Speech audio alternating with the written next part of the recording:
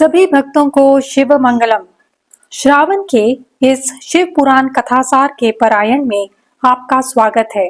हम रुद्र संहिता में युद्ध खंड का अध्ययन कर रहे हैं। इस खंड में कुल 10 अध्याय हैं और कल हमने पहले 3 अध्यायों का श्रवण किया था। आज हम आगे के 3 अध्यायों का श्रवण करेंगे, यानी कि अध्याय 4 से अध्याय 6 तक का श्रवण करेंगे। अध्याय 4 है जलंधर के वध की कथा, 5वां शंखचूड़ की कथा, 6ठा तुलसी एवं शालग्राम शिला के महात्म्य का वर्णन। तो चलिए पाठ आरंभ करते हैं। ओम श्री गणेशाय नमः। श्री शिव महापुराण। ओम नमः शंभवाय च मयो भवाय च, नमः शंकराय च मयस्कराय च, नमः शिवाय च शिवतराय च। रुद्र संहिता युद्ध खंड, जलंधर के वध की कथा। व्यास जी कहते हैं, हे ब्रह्मन, मैंने सुना है कि पूर्व काल में प्रभु शंकर जी ने महादैत्य जलंधर का वध किया था। आप शंकर जी के उस चरित्र को सुनाने की कृपा करें। व्यास जी द्वारा इस प्रकार पूछने पर महामुनि सनत कुमार जी ने पूरी कथा सुनाई। एक बार बृहस्पति तथा इंद्र शंकर जी का दर्शन करने के लिए कैलाश को गए। भगवान शंकर उनके ज्ञान की परीक्षा लेने के लिए एक भयंकर पुरुष का रूप धारण करके मार्ग में स्थित हो गए। इंद्र उन्हें पहचान नहीं सके और उन्हें देखकर क्रोधित हुए।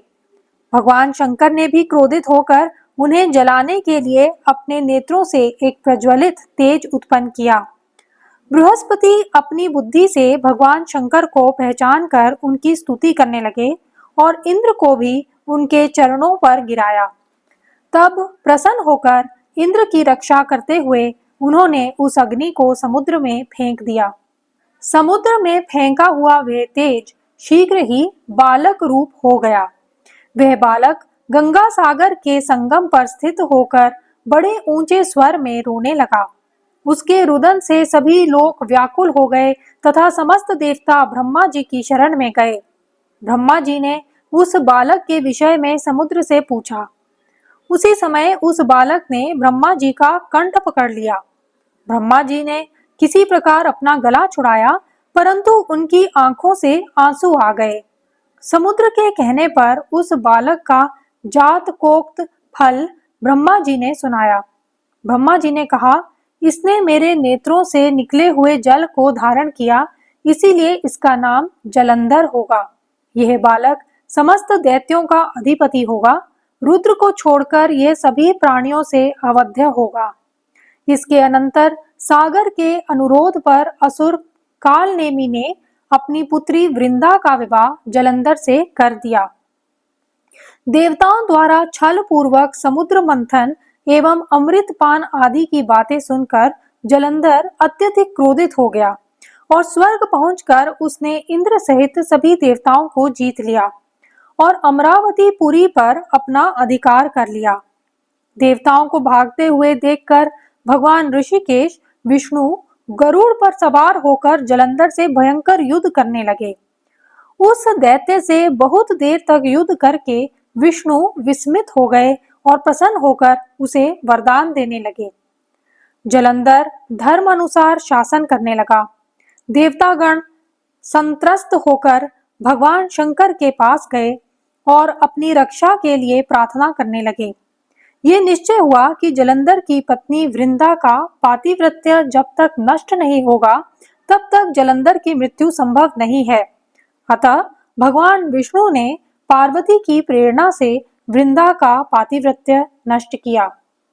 वृंदा को जब यह बात मालूम हुई तो वह अत्यंत क्षुब्ध हो गई और वह भगवान विष्णु को शाप देकर अग्नि में प्रवेश कर गई। इधर भगवान शंकर ने देवताओं के कार्य को सिद्ध करने के लिए नारद जी को बुलाकर भेजा। नारद जी देवताओं को आश्वस्त करके जलंधर के पास गए और उससे बोले, तुम्हारे पास संपूर्ण समृद्धि रहते हुए भी स्त्री रत्न नहीं है। जलंधर के पूछने पर नारद जी ने बताया कि कैलाश पर्वत पर विश्व मोहिनी पार्वती है जो अत्यंत सुंदर है। जलंधर ने अपना एक दूत भेजा। उसकी भगवान शिव से वार्ता हुई। उसकी बात से भगवान शंकर अत्यंत क्रुद्ध हो गए। तत्पश्चात भगवान शंकर का जलंधर से घोर युद्ध हुआ। अंतोतगत्वा भगवान शंकर द्वारा धराशायी होकर वह मृत्यु को प्राप्त हुआ। सनत कुमार कहते हैं, हे मुने, अनंत मूर्ति सदाशिव के द्वारा उस समुद्र पुत्र जलंधर के मारे जाने पर सभी प्रसन्न हो गए और संपूर्ण त्रैलोक्य शांतिमय हो गया। शंखचूड़ की कथा। कश्यप की पत्नियों में एक का नाम दनु था। उस दनु के बहुत से महाबली पुत्र हुए। उनमें एक का नाम विप्रचित्ति था। उसका पुत्र दंभ हुआ जो जितेंद्रिय, धार्मिक और विष्णु भक्त था। जब उसके कोई पुत्र नहीं हुआ तब उसने पुष्कर जाकर पुत्र प्राप्ति के लिए तपस्या की। उसकी तपस्या से प्रसन्न होकर भगवान विष्णु ने उसे पुत्र होने का वरदान दिया। तदंतर समय आने पर साध्वी दंभ पत्नी ने एक तेजस्वी बालक को जन्म दिया जिसका नाम शंखचूड़ रखा गया। वह बालक अत्यंत तेजस्वी था। नित्य बाल क्रीड़ा करके अपने माता पिता का हर्ष बढ़ाने लगा। इधर शंखचूड़ बड़ा हुआ तब वह पुष्कर में जाकर ब्रह्मा जी को प्रसन्न करने के लिए भक्ति पूर्वक तपस्या करने लगा। उसकी तपस्या से प्रसन्न होकर ब्रह्मा जी ने उसे देवताओं से अजय होने का वरदान दिया। फिर उन्होंने शंखचूड़ को दिव्य श्री कृष्ण कवच प्रदान किया। तदंतर ब्रह्मा जी ने उसे आज्ञा दी कि तुम बद्री वन को जाओ, वहीं धर्मध्वज की कन्या तुलसी सकाम भाव से तपस्या कर रही है, तुम उसके साथ विवाह कर लो। इसके अनंतर शंखचूड़ उस स्थान पर जा पहुंचा जहां धर्मध्वज की पुत्री तुलसी तप कर रही थी। तुलसी से वहां शंखचूड़ की वार्ता हुई और ब्रह्मा जी की आज्ञा से दोनों ने गंधर्व विवाह कर लिया। इसके अनंतर शुक्राचार्य जी द्वारा शंखचूड़ का राज्याभिषेक हुआ। उसने संपूर्ण लोकों को जीतकर देवताओं का सारा अधिकार छीन लिया। देवगण ब्रह्मा जी की शरण में गए। ब्रह्मा जी समस्त देवताओं के साथ भगवान विष्णु की स्तुति करने लगे। भगवान विष्णु ने कहा, कमल योनि, मैं शंखचूड़ का सारा वृतांत जानता हूँ। पूर्व जन्म में वह गोप था। गोलोक में मेरे ही रूप श्री कृष्ण रहते हैं। वही गोप इस समय शंभु की इस लीला से मोहित होकर शापवश अपने को दुख देने वाली दानवी योनि को प्राप्त हो गया है। श्री कृष्ण ने पहले से ही रुद्र के त्रिशूल से इसकी मृत्यु निर्धारित कर दी है। ऐसा जानकर तुम्हें भय नहीं करना चाहिए। यूं कहकर ब्रह्मा सहित विष्णु शिवलोक को गए तथा भगवान शंकर की स्तुति करते हुए बोले, हे दीनबंधु, हम दीनों की रक्षा कीजिए। श्री शंकर ने सबको आश्वस्त करते हुए कहा, हे देवगण, तुम लोग अपने अपने स्थान को लौट जाओ। मैं निश्चित ही शंखचूड़ का वध कर डालूंगा। महेश्वर के इस वचन को सुनकर समस्त देवताओं को परम आनंद प्राप्त हुआ।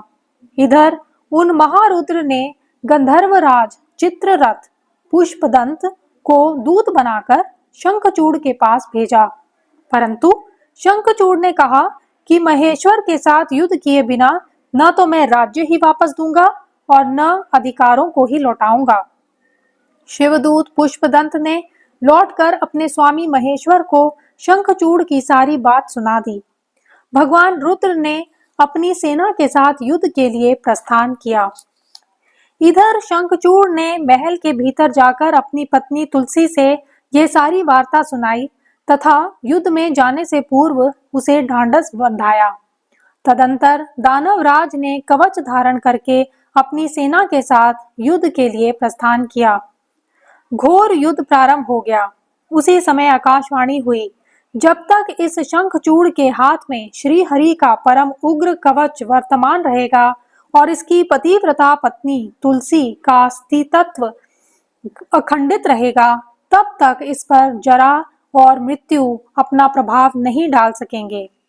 अतः हे जगदीश्वर शंकर, ब्रह्मा के इस वचन को सत्य कीजिए। शिवजी ने उस आकाशवाणी को सुनकर उसे स्वीकार कर लिया और विष्णु को इस कार्य के लिए प्रेरित किया। मायावियों में भी श्रेष्ठ मायावी भगवान विष्णु ने एक वृद्ध ब्राह्मण का वेश धारण कर शंखचूड़ के भिक्षा रूप में कवच मांग लिया और फिर शंखचूड़ का रूप धारण करके तुलसी के पास पहुंचकर सबके आत्मा एवं तुलसी के नित्य स्वामी श्री हरि ने शंखचूड़ रूप से उसके शील का हरण कर लिया। तदंतर विष्णु भगवान ने शंभु से अपनी सारी बातें कह सुनाई। तब शिवजी ने शंखचूड़ के वध के निमित्त अपना उद्दीप्त त्रिशूल शंखचूड़ के ऊपर छोड़ा, जिसने उसी क्षण उसे राख की ढेरी बना दिया। शिवजी के ऊपर पुष्पों की वर्षा होने लगी और ब्रह्मा विष्णु इंद्रादि सभी देवता तथा मुनिगण उनकी प्रशंसा करने लगे। शंखचूड़ भी शिवजी की कृपा से शाप मुक्त हो गया और उसे अपने पूर्व श्री कृष्ण पार्षद रूप की प्राप्ति हो गई। शंखचूड़ की हड्डियों से शंख जाति का प्रादुर्भाव हुआ। इस शंख का जल शंकर के अतिरिक्त समस्त देवताओं के लिए प्रशस्त माना जाता है। उस समय जगत में चारों ओर परम शांति छा गई। तुलसी एवं शालग्राम शिला के महात्म्य का वर्णन। भगवान श्री हरि ने जब तुलसी का शील हरण किया, तदंतर तुलसी ने मन में संदेह होने पर यह समझ लिया कि ये साक्षात विष्णु हैं, परंतु उसका पातिव्रत नष्ट हो चुका है। इसीलिए वे कुपित होकर विष्णु से कहने लगी, हे विष्णु, चूंकि तुम पाषाण सदृश कठोर और दया रहित हो, इसीलिए अब तुम मेरे शाप से पाषाण स्वरूप ही हो जाओ। ये कहकर वे शोकार्त होकर विलाप करने लगी। इतने में वहां भक्त वत्सल भगवान शंकर प्रकट हो गए। उन्होंने समझा कर कहा, भद्रे, तुमने जिस मनोरथ को लेकर तप किया था, ये उसी तपस्या का फल है। अब तुम इस शरीर को त्याग कर दिव्य देह धारण कर लो, श्री हरि के साथ वैकुंठ में विहार करती रहो। तुम्हारा ये शरीर जिसे तुम छोड़ दोगी, नदी के रूप में परिवर्तित हो जाएगा, जो भारतवर्ष में पुण्य रूपा गंडकी के नाम से प्रसिद्ध होगा। श्री हरि भी तुम्हारे शापवश पत्थर का रूप धारण करके भारतवर्ष में गंडकी नदी के जल में निवास करेंगे तथा शालिग्राम शिला के रूप में प्रकट होंगे। विष्णु रूपी शालग्राम शिला और वृक्ष स्वरूपणी तुलसी का समागम सदा अनुकूल तथा बहुत प्रकार के पुण्यों की वृद्धि करने वाला होगा। हे भद्रे, जो शालग्राम शिला के ऊपर से तुलसी पत्र को दूर करेगा, उसे जन्मांतर में स्त्री वियोग की प्राप्ति होगी। जो पुरुष शालग्राम शिला, तुलसी और शंख को एकत्र रखकर उसकी रक्षा करता है, वह श्री हरि का प्यारा होता है। ओम नमो भगवते रुद्राय। ओम नमः शिवाय।